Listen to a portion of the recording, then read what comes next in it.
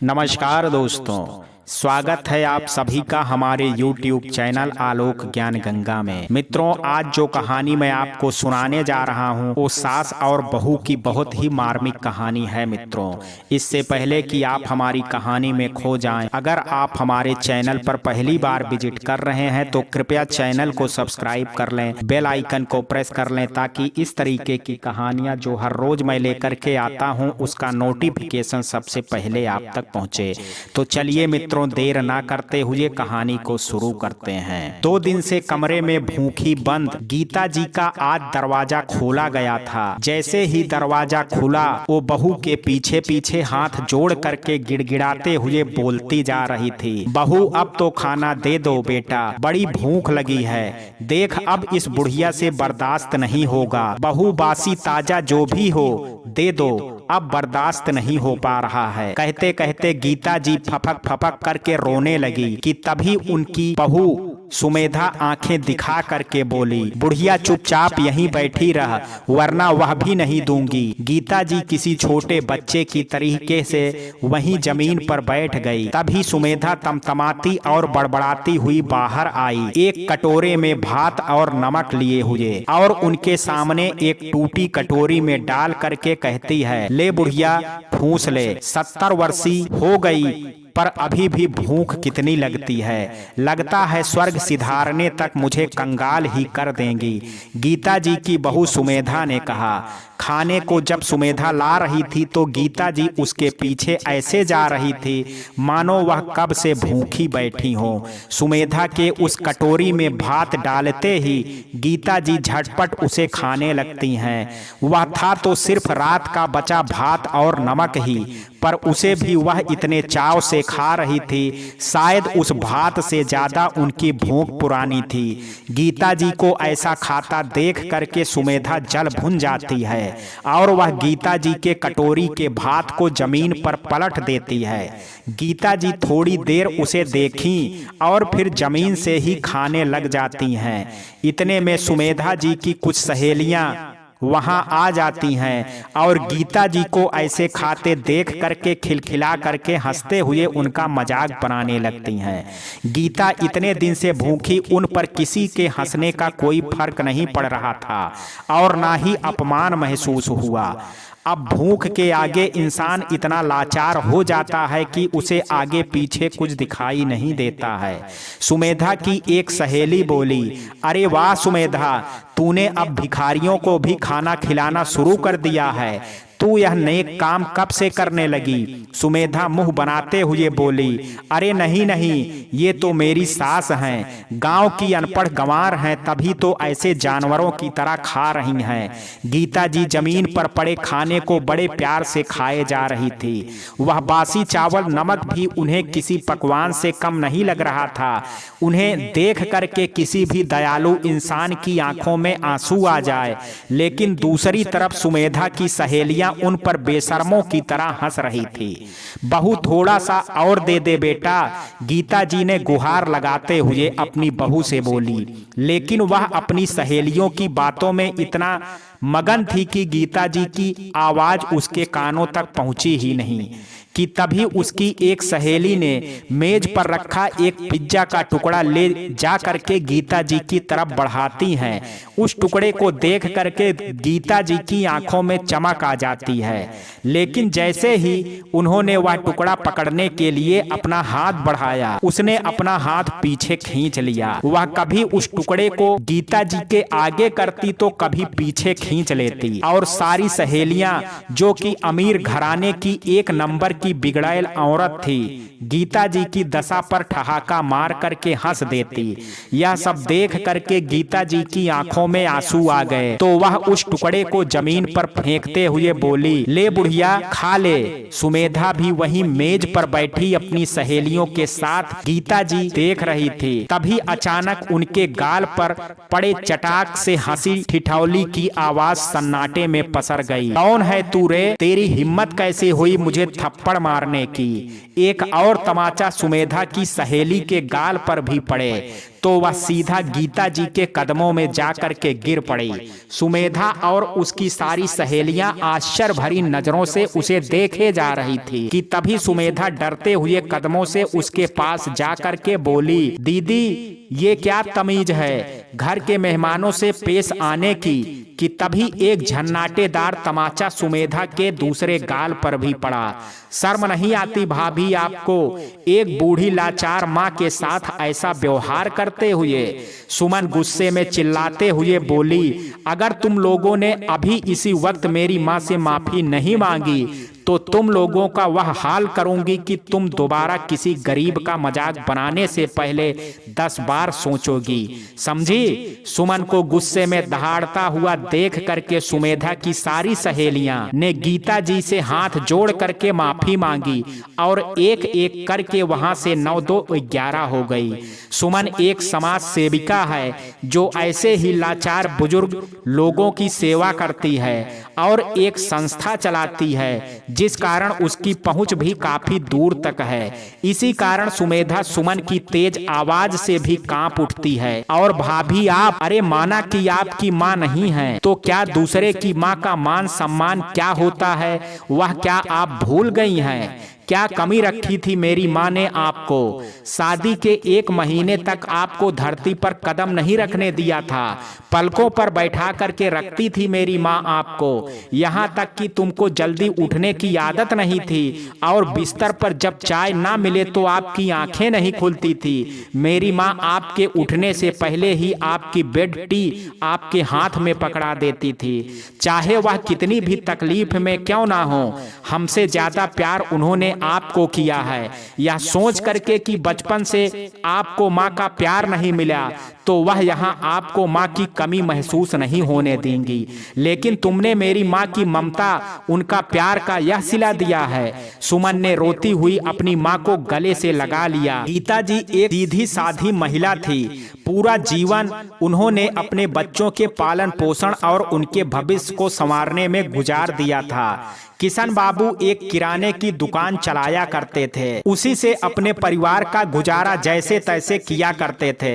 धीरे धीरे बच्चे बड़े होने लगे और जरूरतें बढ़ने लगी थी तो उन्होंने रात को भी कहीं पर काम पकड़ लिया और बेचारे बच्चों की ख्वाहिशों को पूरा करने के लिए काम करने की मशीन बन करके रह गए थे।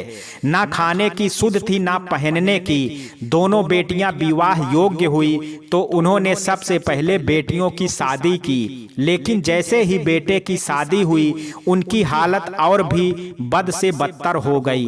बेटा कोई काम नहीं करता था और अब भी किशन बाबू को ही पूरे परिवार का खर्चा उठाना पड़ता।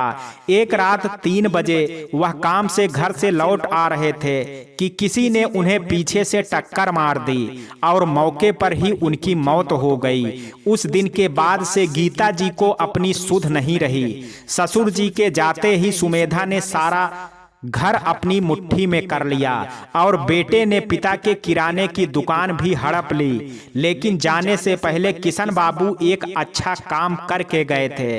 इसके बारे में बस सुमन और मीना को ही पता था। एक शाम को गीता जी अपनी खटिया पर बैठी हुई थी कि तभी उनका पोता विशाल एक प्लेट में कुछ पकौड़े खाता और फोन चलाता हुआ बाहर आया। अपनी दादी के पास बैठ करके उसने खाने को पूछा। आज पता नहीं कितना समय गुजर गया गीता जी को ऐसा खाना खाए हुए, शायद उन्हें खुद को भी याद नहीं है। पकौड़े देख करके उनके मुंह में भी पानी आया, पर वह एक भी पकौड़े खाने से डर रही थी।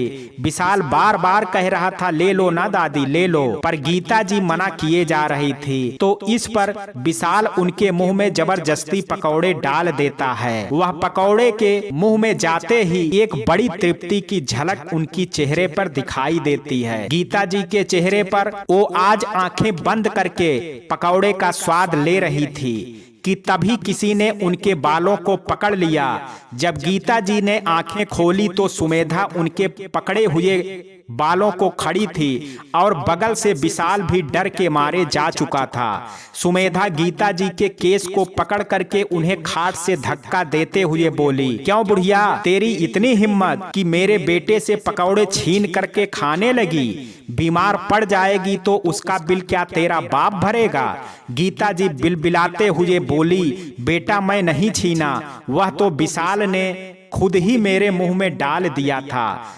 मुझे मत मारो बहू, आगे से नहीं खाऊंगी, बस एक ही खाई थी, बस एक ही खाई थी, मत मारो। गीता जी रोती हुई कहती जा रही थी, सुमेधा उन्हें मारती जा रही थी और बोली, बुढ़िया एक तो कब से मेरी छाती पर मूंग दल रही है, ऊपर से मेरे बनाए नियम भी तोड़ रही है। आज जो तेरे बदन को ना तोड़ा तो मेरा नाम भी सुमेधा नहीं। सुमेधा बोली और इसी तरह बहुत देर तक वह गीता जी को बहुत पीटती रही।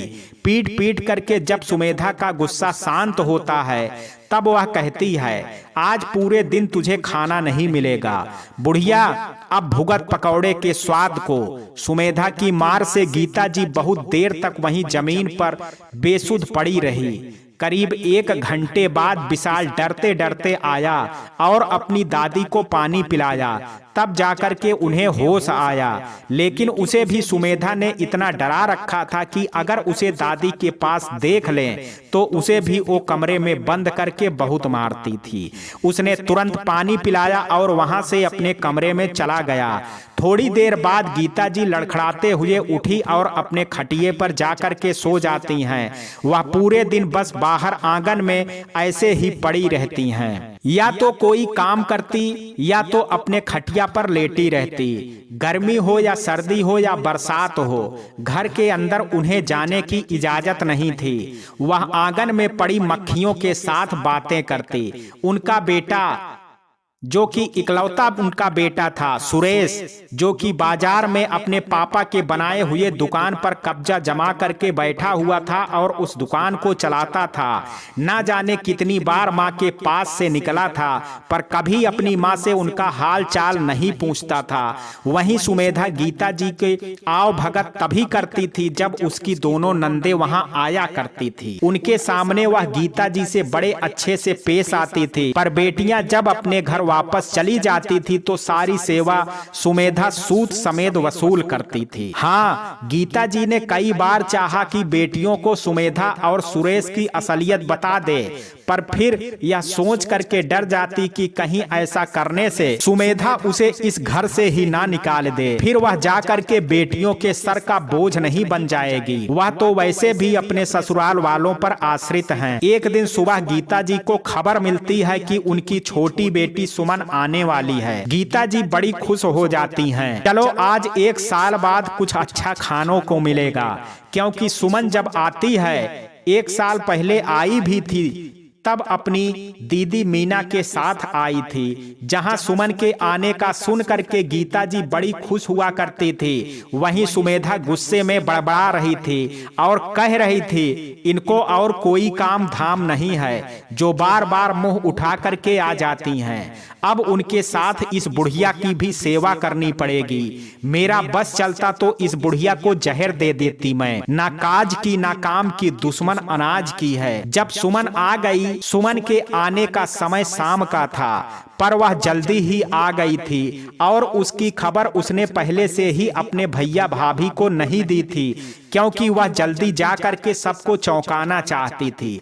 लेकिन सुमन ने जैसे ही घर में कदम रखा तो खटिया पर लेटी अपनी माँ को देख करके उसकी आंखों में आंसू आ गए और वह कहती है, क्या हुआ माँ, आप ऐसे बाहर क्यों लेटी हो? बेटा, वह अंदर बहुत गर्मी हो रही है तो बाहर खुली हवा में आ गई, पर तू जल्दी कैसे आ गई बेटी? गीता जी ने अपनी बेटी से झूठ बोलते हुए कहा, हाँ माँ, मुझे पहले ही ट्रेन मिल गई, पर इतनी दोपहर में आप बाहर यहाँ तो तब जाओगी, चलो अंदर। यह कह करके सुमन गीता के साथ अंदर जाती है। सुमन और गीता जी को साथ देख करके सुमेधा सकपका जाती है और कहती है, अरे सुमन, तुम अभी कैसे? सुमेधा की इस हरकत पर सुमन को गुस्सा ज्वालामुखी बन करके दहक रहा था, लेकिन उसने मौके की नजाकत को समझा, क्योंकि वह जिस मकसद यहाँ माँ के लिए आई थी वो उसे अभी नहीं खोलना चाहती थी। आखिर माँ की जिंदगी का सवाल जो था। सुमन बोली, हाँ भाभी, जल्दी ही ट्रेन मिल गई थी, पर भाभी इतनी गर्मी में माँ बाहर लेटी हैं, आपने कुछ कहा क्यों नहीं? सुमन ने कहा,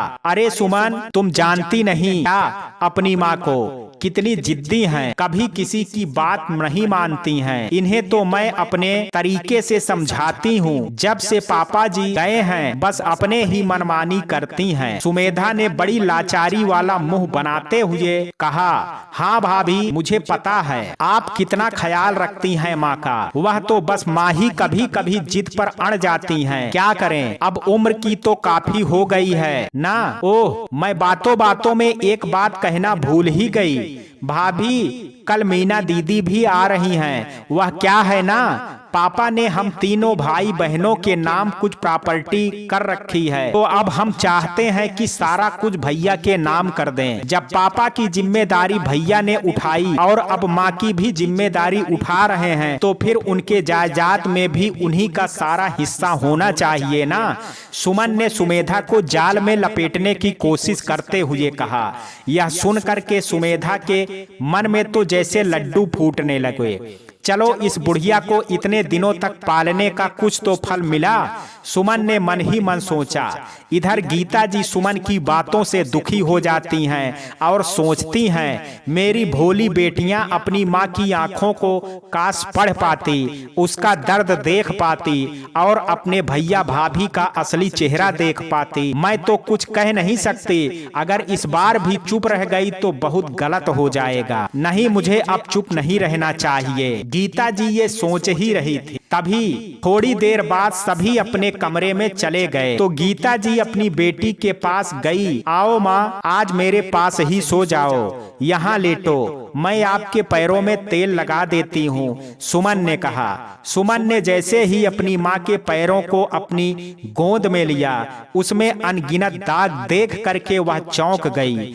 पता तो उसे सब पहले ही था, लेकिन वह अपनी माँ के मुंह से सारी सच्चाई जानना चाहती थी और उसने पूछा, माँ यह सब क्या है, यह दाग कैसे? गीता जी तो सब कुछ सुमन को बताने ही गई थी, पर जब सुमन ने दाग के बारे में पूछा तो वह घबरा गई और बात को घुमा दिया और कहा, वह पता नहीं बेटा, इस उम्र में तो यह सब होता ही रहता है, कुछ खाने पीने की लापरवाही से हुआ होगा, तू यह सब छोड़ और मालिश पर ध्यान दे। वह नहीं चाहती थी कि उनकी वजह से उनकी बेटियों के जीवन में कोई मुसीबत आए, इसलिए सुमन को कुछ नहीं कहा। उसके बाद रात को सभी सो जाते हैं। गीता जी सुमन के बगल में गहरी नींद में सोई थी कि तभी सुमेधा आकर के उन्हें धीरे से जगा करके बाहर आने को कहती है। गीता जी दबे पांव सुमेधा के पीछे कमरे से बाहर चली जाती हैं। सुमेधा गीता जी को रसोई में ले जाकर के एक चोर का बेलन उनकी कमर में जड़ते हुए बोली, बड़ी आराम फरमा रही है, और अगर तूने अपनी जुबान खोली तो बुढ़िया पता है ना तेरे साथ फिर मैं क्या करूंगी। एक बार यही तेरी बेटियां अपना हिस्सा छोड़ दें, उसके बाद तो उनके सामने यह सारे ढोंग करने की जरूरत नहीं पड़ेगी, फिर तो इनका यहाँ आना भी बंद कर दूंगी। हाँ, पर सुन बुढ़िया, अगर इनको उससे पहले जरा सी भी कोई भी बात की भनक लगी तो तुम्हारी खैर नहीं है। याद है ना पिछली बार की मार, उससे कई ज्यादा दाग होंगे बदन पर। गीता जी हाथ जोड़ करके बोली, कुछ नहीं कहूंगी बहू, बस तुम मुझे मारना मत। गीता जी ने अपने दर्द को अपने सीने में ही दफन कर दिया। अक्सर जब बेटियां मायके आती हैं तो माँ और बेटी एक दूसरे से बातें करके अपना दर्द हल्का और कम कर लेती हैं, लेकिन यहाँ तो गीता जी की हालत ऐसी थी कि वह अपना कोई भी दुख दर्द अपनी बेटी के साथ बांट नहीं पा रही थी और अंदर ही अंदर घुट रही थी। अगले दिन मीना भी आ जाती है तो उसे देखते ही सुमेधा और भी ज्यादा खुश हो जाती है। शायद यह आज पहली बार हो रहा होगा कि नंदों के आने से सुमेधा इतनी खुश थी। मीना को देख करके पता नहीं गीता जी को क्यों और क्या हो गया, वह मीना से लिपट करके फूट फूट करके रोने लगी। उनका यह रोना देख करके दोनों बेटियां इतने दिनों के बाद मिलने की खुशी के आंसू समझ बैठी, पर गीता जी क्यों रो रही थी यह गीता जी और सुमेधा सुमेधा जी ही जानती थी। गीता जी जानती थी कि इन सब के बाद सुमेधा उनसे और भी बुरे तरीके से पेश आएगी, पर वह चाह करके भी अपनी जुबान खोलने की हिम्मत नहीं जुटा पा रही थी। खाना खाने के बाद शाम को मीना बोली, भैया कागजात तो हमने हमारे पापा के वकील से बनवा लिए हैं, वह कल लेकर के आएंगे। अरे यह सब करने की क्या जरूरत थी, पापा ने कुछ सोच समझ करके ही यह सब किया होगा, गीता जी ने हकलाते हुए कहा। उनका इतना कहते ही सुमेधा और सुरेश बड़ी बड़ी आंखें करके उन्हें घूरने लगे कि तभी सुमन कहती है, माँ पापा ने हम तीनों को हमेशा एक जैसा चाहा है, इसलिए उन्होंने ऐसा किया, पर अब जब हम अपने अपने घर में रच बस गए हैं, फिर इन सब की हमें क्या जरूरत है। हमारी नंदों ने भी तो यही किया है। माता पिता अपने बच्चों में कभी भेदभाव नहीं करते हैं, पर पता नहीं उन्हें बुढ़ापे में क्या हो जाता है जो उन्हें सिर्फ अपने बेटों का कंधा ही इज्जत वाला लगता है। बेटियों के कंधे या उनका घर बस तो पराया हो जाता है। इससे पहले सुमन आगे कुछ कह पाती, मीना ने उसके हाथ दबा करके चुप रहने का इशारा कर दिया और इधर सुमन की अंतरंगी बात से सभी हैरान हो गए। एक तरफ तो यह अभी कह रही थी कि पापा ने कोई भेदभाव नहीं किया, और फिर अभी कह रही है कि बुढ़ापे में माता पिता सिर्फ बेटों का कंधा ही तलाशते हैं। सुमेधा सकपकाते हुए बोली, क्या मतलब है दीदी आपके कहने का। सुमन बात को पलटते हुए बोली, भाभी पकौड़े बनाओ ना पनीर के, माँ को भी बहुत पसंद है। अरे नहीं सुमन, माँ जी को पनीर नहीं पचती है, तुम लोगों के लिए बना देती हूँ, सुमेधा ने कहा। नहीं भाभी कुछ नहीं होगा माँ को, माँ भी खाएंगी, और अगर कुछ हुआ भी तो डॉक्टर और दवा किस लिए है, क्यों माँ क्या कहती हो, मीना ने कहा। गीता जी तो कुछ नहीं कहती, पर उन्हें पता था कि इस बात पर सुमेधा कितने गुस्से में होगी। अगली सुबह दोनों बहनों ने सुमेधा से कहा, भाभी हम माँ के लिए कुछ लेने बाजार जा रहे हैं, फिर पता नहीं कब आना होगा, इसलिए इस बार तो हम माँ को पूरा बंदोबस्त करके जाएंगे और 1 घंटे में वकील को साथ लेकर के ही वापस आएंगे। सुमेधा को सुमन और मीना की बातों का कोई मतलब समझ नहीं आया। उनके बाजार जाते ही सुमेधा को पूरा मौका मिल जाता है गीता जी पर अपनी भड़ास निकालने का। वह गीता जी के पास पनीर का एक बड़ा टुकड़ा लेकर के गई और कहा, यह ले बुढ़िया, पनीर के पकौड़े खाने थे ना तुझे, देख कितना बड़ा पनीर लाई हूँ तेरे लिए, और भी कुछ है इसके बाद। यह कह करके वह लाल मिर्च पाउडर उस पनीर के टुकड़े में लगा देती है और कहती है, अब खा इसे। नहीं नहीं बहू, इतनी मिर्च मैं नहीं खा सकती, मैंने नहीं कहा था पकौड़े के लिए, वह तो सुमन और मीना ने कहा था। गीता जी बिलखते हुए और चिल्लाते हुए कह रही थी, तो बुढ़िया तूने मना भी तो नहीं किया ना, सोचा होगा इसी बहाने थोड़ा जीभ को भी स्वाद दे दूंगी। अब उसी जीभ पर ऐसा स्वाद लगाऊंगी कि आगे से जब भी कुछ खाने का सोचोगी, यह स्वाद सबसे पहले तुमको याद आएगा। और अब तो तुम्हारी बेटियां भी यहाँ नहीं हैं जो तुम्हें बचाएंगी, सुमेधा ने कहा। बहू, एक बार तुमने मुझे जबरदस्ती खराब खाना खिलाया था, जिसकी वजह से 15 दिन तक मैं बीमार रही, और अब इतनी मिर्च से कहीं मैं मर जाऊं तो फिर भी चलेगा, पर जो बच गई तो बहुत तड़पूंगी। बहू ऐसा जुल्म मत करो, तुम मुझे जहर ला करके दे दो, मैं वह खा करके हमेशा के लिए यहाँ से तुम लोगों की जिंदगी से दूर चली जाऊंगी, पर ऐसे हर रोज मुझ पर यह अत्याचार मत किया करो। आखिर मैंने तुम्हारा क्या बिगाड़ा है। गीता जी ने कहा, जहर दे पाती तो कब का दे देती बुढ़िया तुझे, पर यह सब करके मुझे जेल नहीं जाना पड़ेगा, और वैसे भी बुढ़िया तू और कितने दिन जिएगी, पर जितना दिन जिएगी मैं तेरा वह हाल करूंगी कि तू खुद ही मर जाएगी, सुमेधा ने आंखें दिखा करके कहा। और वह पनीर का टुकड़ा जबरदस्ती गीता जी के मुंह में घुसाने जा रही थी कि तभी पीछे से सुमन और मीना आ करके सुमेधा को धक्का दे करके एक जोर का तमाचा लगा करके गीता जी से दूर कर देती हैं, और मीना लगातार कई चांटे सुमेधा को मारती चली जाती है। यह क्या कर रही हो तुम मीना, सुमेधा ने गुस्से में कहा। क्यों भाभी, जो आप माँ के साथ करती हैं उसके आगे तो यह कुछ भी नहीं है। उसके लिए तो आपको जो सजा दी जाए वह भी कम है। मीना ने कहा। तब तक पीछे से सुरेश भी आ जाता है।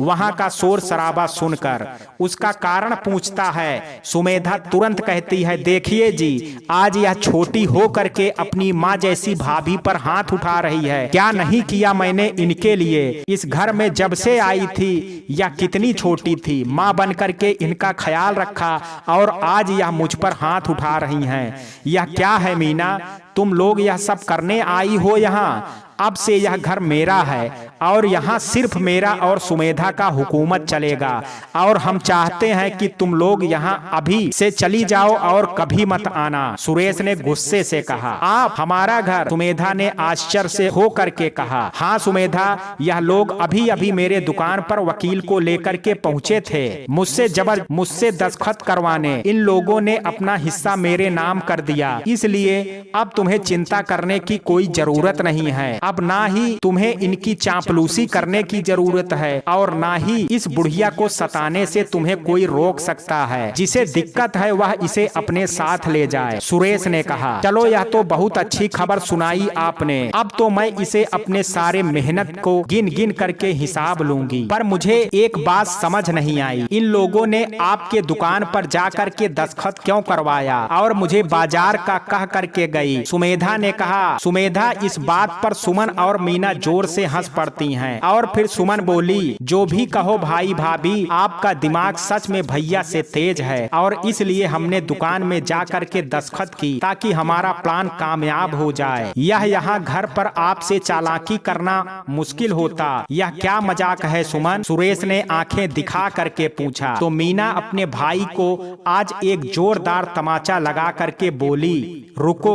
रुको भैया, शुरुआत से बताती हूँ। मीना दीदी, हमें तो कलाकार होना चाहिए था। इतनी अच्छी एक्टिंग करते हैं हम। क्यों, सही कहा ना मैंने? सुमन ने कहा। जब विशाल पकौड़े खाता माँ के पास बैठा और उन्हें जबरदस्ती पकौड़े खिलाए, उससे पहले ही भाभी की मेरी फोन पर बात हुई थी। शायद इसलिए विशाल ने मुझे गलती से फोन मिला दिया होगा जब वह मोबाइल पर गेम खेल रहा था। यह विशाल की गलती थी या भगवान की कोई लीला, यह तो कह नहीं सकती। पर उस दिन जब माँ को भाभी सिर्फ एक पकौड़े खाने के लिए पीट रही थी, मैंने सब कुछ सुन करके समझ लिया। मुझे उसी दिन यह भी पता चल गया था कि माँ के साथ आप कैसा बर्ताव करते हैं। फिर मैंने तुरंत मीना दीदी से बात की और यह प्लान बनाया कि किस तरह आपको सबक सिखाया जाए।